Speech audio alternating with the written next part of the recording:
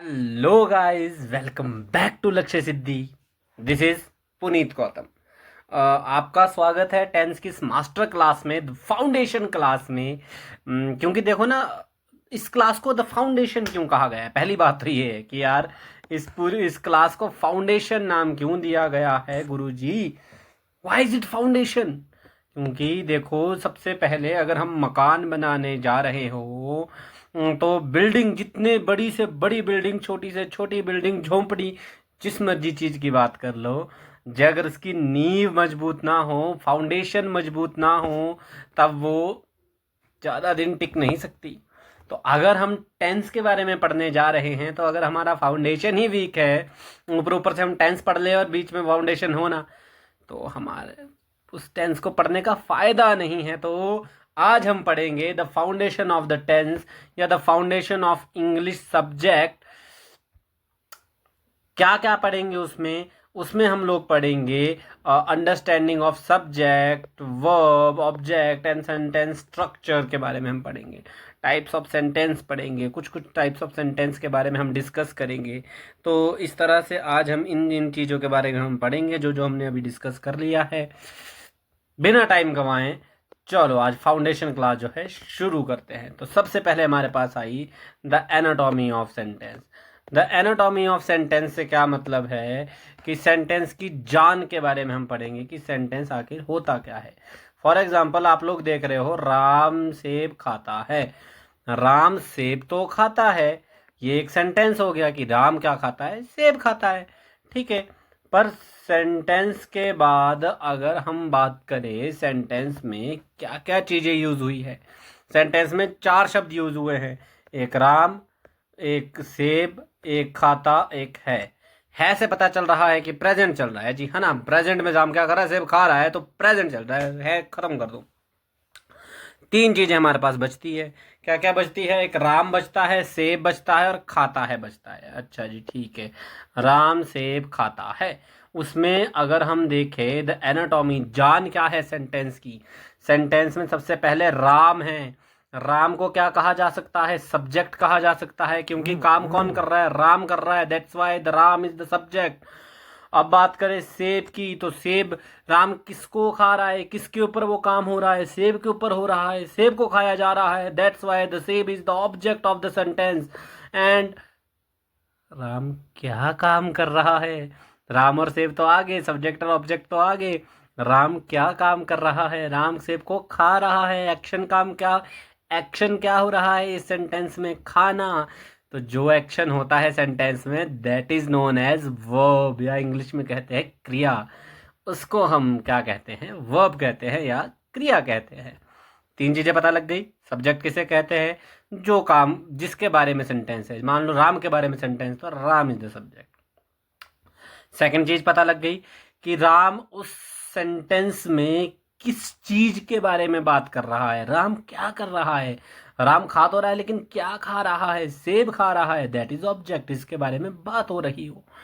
और उसके बाद एक्शन, राम और सेब तो आ गए, लेकिन क्या संबंध है दोनों के बीच में? राम सेब को खा रहा है, तो राम जो सेब को खा रहा है, तो खाना उसमें क्या हो गया जी? Action, that means verb. ठीक है, तो आगे चलते हैं। सब्जेक्ट को थोड़ा फास्टली पढ़ते हैं कि व्हाट इज सब्जेक्ट, है ना।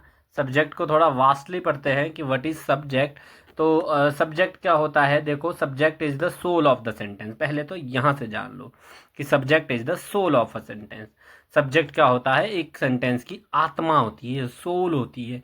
अगर सब्जेक्ट ना हो तो हमारा जो सेंटेंस है वो पूरा नहीं हो सकता।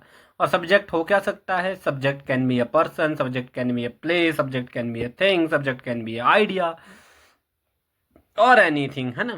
फिर उन्हीं सब्जेक्ट्स को हमने कितने भागों में बांटा है? 3 भागों में बांटा है। कौन कौन से भाग? First person, second person, then we have third person. देखो, सेकंड और थर्ड को बाद में पढ़ेंगे, सबसे पहले अपनी बात, फर्स्ट पर्सन की बात। क्या होता है फर्स्ट पर्सन? प्रश्न तो ये है। इसको समझने के लिए हम चलते हैं एक एग्जाम्पल की ओर। ठीक है, 2 बच्चों की बात कर लेते हैं। एक, चलो एक मैं अपना नाम उदाहरण में ले लेता हूं, पुनीत। एक और एग्जाम्पल उदाहरण ले लेते हैं, दीक्षित। अब पुनीत जो है, मैं जो हूं वो दीक्षित से बात कर रहा हूं। यहाँ कौन है? दीक्षित है। मैं दीक्षित से बात कर, अरे दीक्षित यार भाई मेरा नाम पुनीत है, दीक्षित मैं टेंस पढ़ाने वाला हूँ, दीक्षित मैं ये करने वाला हूँ, दीक्षित मैं वो करने वाला हूँ। मतलब एक चीज नोटिस की, पुनीत ने जब दीक्षित से बात की तो मैं करके बात की, अहम का भाव उसके अंदर था? नहीं नहीं, अहम हम कुछ नहीं था। वही मैं जो है वो फर्स्ट पर्सन है। जब हम खुद के बारे में कभी किसी चीज को बताते हैं, मतलब जब हम आई का यूज करते हैं, that will be a first person subject. जैसे अगर मैं कोई सेंटेंस आपको एग्जांपल के लिए बोलूं, मैं सुबह जल्दी उठता हूं, I wake up early in the morning, उसमें subject I is the subject, first person subject. ठीक है, अच्छा मैं इतना जोर क्यों दे रहा हूँ सब्जेक्ट पे, पता लगेगा धीरे धीरे क्लासेस में, पता लगेगा। तो सब्जेक्ट समझना बहुत इंपॉर्टेंट है। दो तरह से होते हैं सब्जेक्ट क्लासीफाई, एक है पर्सन, दूसरा सिंगुलर प्लूरल। वो इसके बाद देखेंगे, पहले हम पर्सन्स को देख लेते हैं। फर्स्ट पर्सन सब्जेक्ट हमें हो गया क्लियर। द स्पीकर, जो बात कर रहा होगा वो होगा स्पीकर। मैं दीक्षित आपस में बैठे हैं तो मैं बात कर रहा हूं तो आई एम द स्पीकर, तो I am the first person. ठीक है, मैं दीक्षित से पूछ रहा हूँ कि यार तेरा नाम क्या है, आपका नाम क्या है, आप मतलब मैं उसके बारे में, आपको कौन सा सब्जेक्ट अच्छा लगता है, क्या आपने पुनीत सर की टेंस की क्लासेस देखनी है? तो वो आप, जब मैं आप या तुम दोनों के लिए एक ही इंग्लिश में वर्ड यूज होता है, यू, है ना। दोनों के लिए एक ही इंग्लिश में वर्ड यूज होता है, तू, यू सॉरी। तो आई अगर फर्स्ट पर्सन है तो यू क्या है, वो सेकंड पर्सन है। तो फर्स्ट पर्सन और सेकंड पर्सन हमारे को क्लियर हो गए। अब चलते हैं थर्ड पर्सन की ओर। मैं हूं, दीक्षित है, हम दोनों बात कर रहे, मैं फर्स्ट हुआ, मेरे लिए ये सेकंड हुआ, पर हम दोनों के लिए थर्ड पर्सन सिर्फ एक ही होगा। कौन होगा? किसी तीसरे आदमी, जिसके बारे में हम दोनों बात करेंगे। अगर हम दोनों आपस में बात करें, लेट्स सपोज हम दोनों उमेश के बारे में बात कर रहे हैं, तो मैं दीक्षित को बोल रहा हूँ, दीक्षित उमेश ना बहुत अच्छा आदमी है। दीक्षित सुनो, तुम्हें पता है उमेश ना बहुत अच्छा खाना बनाता है। उमेश, नाम लेना पड़ रहा है ना, तीसरे आदमी के बारे में बात करेंगे तो नाम लेना पड़ेगा, दैट मीन्स नाउन, है ना। तो थर्ड पर्सन में रिलाई करते हैं नाउन। और अगर मैं नाम ना लेना चाहूं, और अगर लड़के की बात तो ही, अगर लड़की के बारे में कोई बात कर रहे हैं तो शी। पता लग गया, subject the soul of the sentence, the first letter of the sentence is always a subject, इतना पता लग गया। सब्जेक्ट क्या क्या हो सकते हैं, या तो आई सब्जेक्ट हो सकता है, यू सब्जेक्ट हो सकता है, या फिर ही शी इट, जिसको हम प्रोनाउन कहते हैं, प्रोनाउन या फिर नाउन। तो इतना हमें क्लियर हो गया, फर्स्ट पर्सन में आई, सेकंड में यू, थर्ड में नाउन और प्रोनाउन। ठीक है जी, अब चलते हैं आगे। अब ये तो था पर्सन वाइज जो क्लासिफिकेशन थी हमारे सब्जेक्ट की। अब है singular plural wise classification of our subject. ठीक है, ये फर्स्ट पर्सन, ये सेकंड पर्सन और ये थर्ड पर्सन। सेम ये ऐसे ही फर्स्ट पर्सन को प्लूरल किया है, सेकंड पर्सन को प्लूरल किया है, थर्ड पर्सन को प्लूरल किया है, और कुछ नहीं, इसको इसमें कन्वर्ट कर दिया है, और कुछ नहीं है। फर्स्ट सिंगुलर से प्लूरल को कन्वर्ट कर दिया है। फॉर एग्जाम्पल, इसको थोड़ा मैं ऊपर कर देता हूँ ना, शिफ्ट, हाँ हाँ हाँ हाँ हाँ, ये इस तरह से। अब यहाँ पे सिंगुलर और प्लूरल साफ दिखाई दे रहा है ना। तो चलो देखते हैं। जैसे फर्स्ट पर्सन में सिंगुलर क्या होगा, मैं खेलता हूँ, मतलब आई प्ले।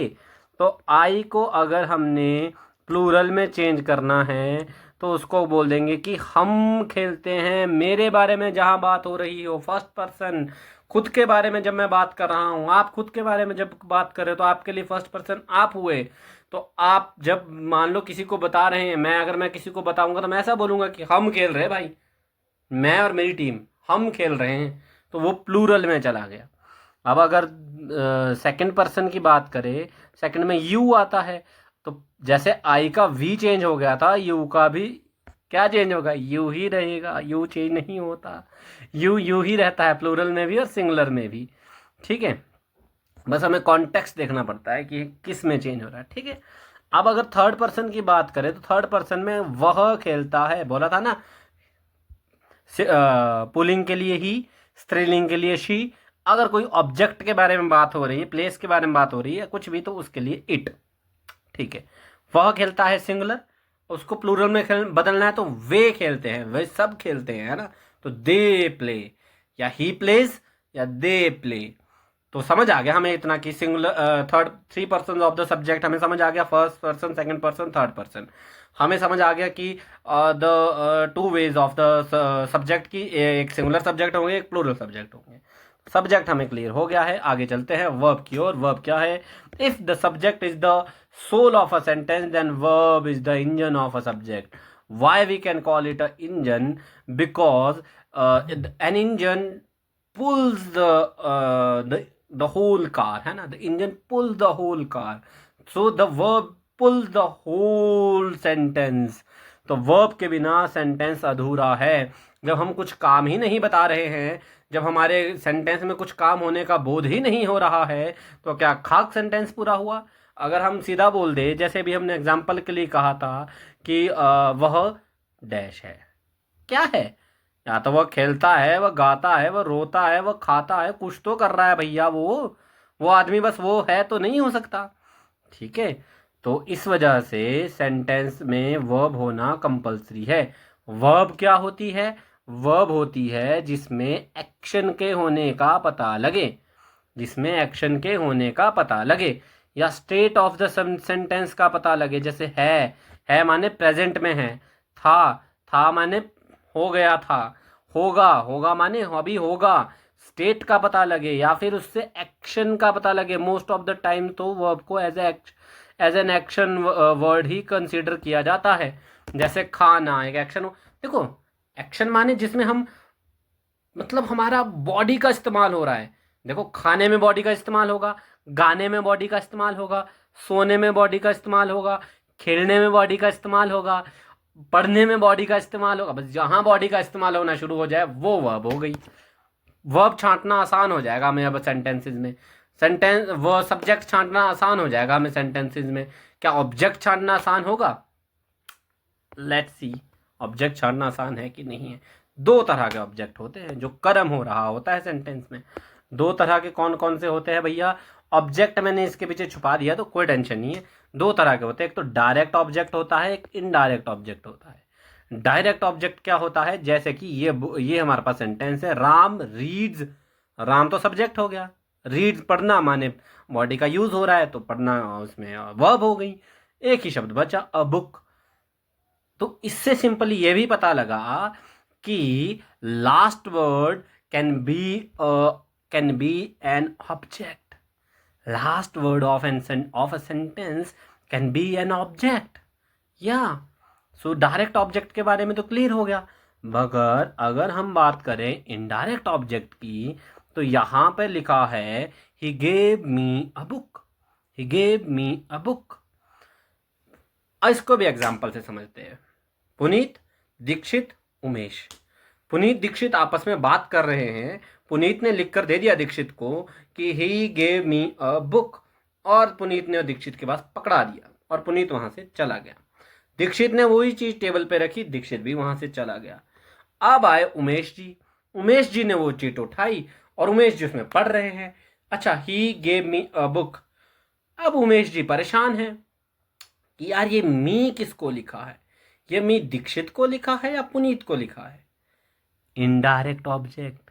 इनडायरेक्ट ऑब्जेक्ट को समझना थोड़ा मुश्किल होता है।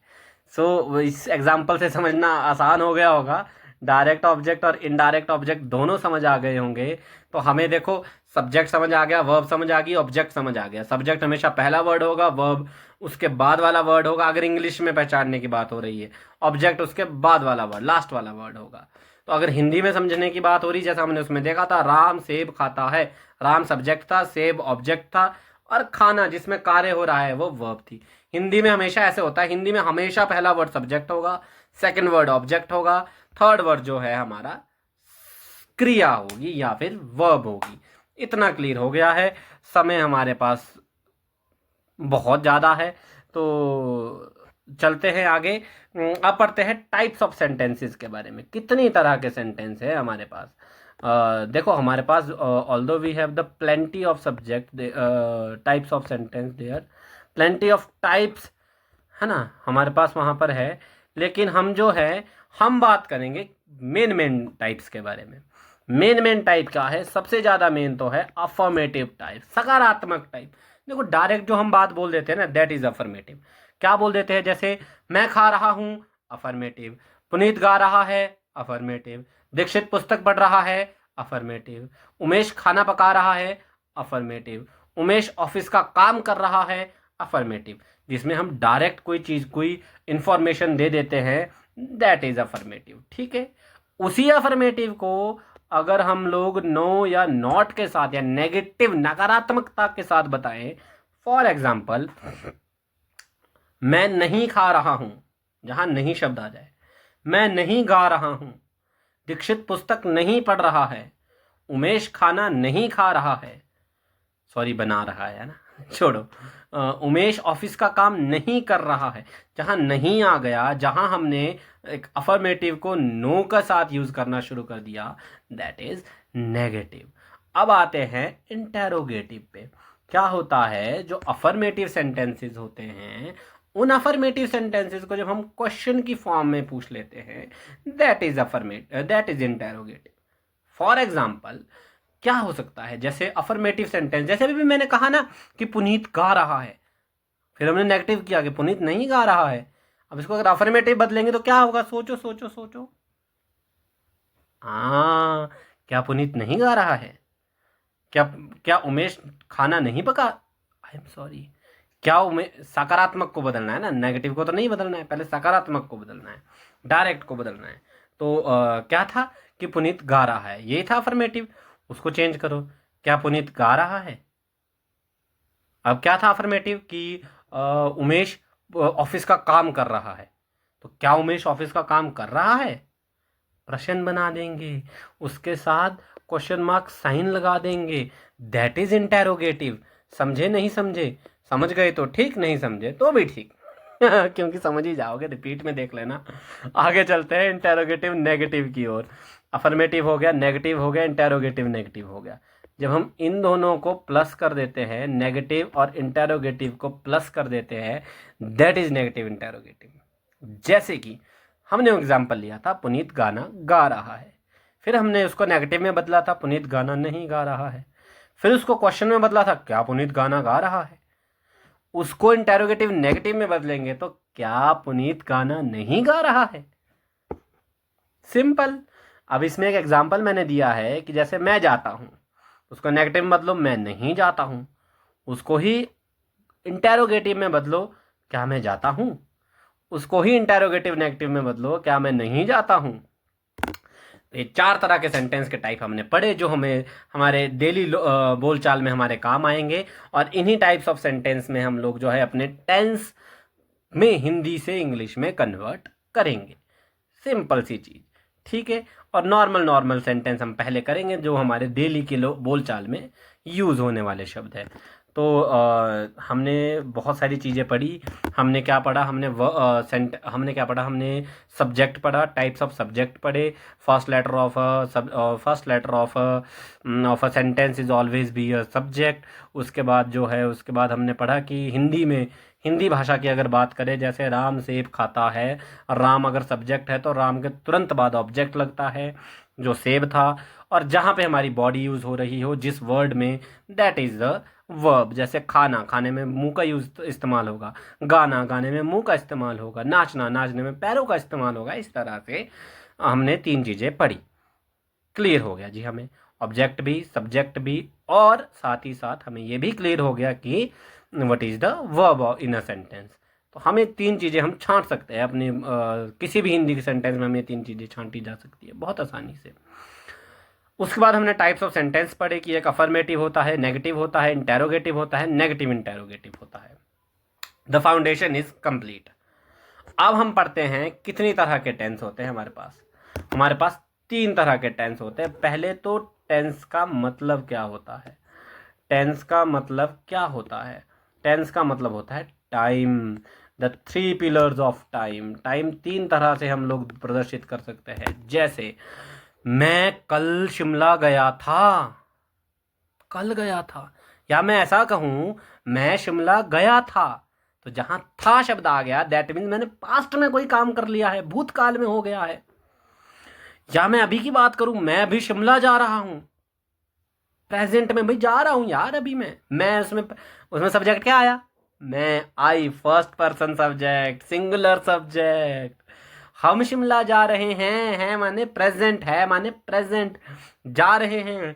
और उसमें सब्जेक्ट क्या आया, हम माने वी मतलब फर्स्ट पर्सन सब्जेक्ट। और कौन सा सब्जेक्ट, प्लूरल सब्जेक्ट। ठीक है, जैसे जैसे हमने टेंस सीखा वैसे वैसे टाइप्स ऑफ सब्जेक्ट भी यूज हो रहे हैं, ऐसे ही होगा, एंड तक होगा।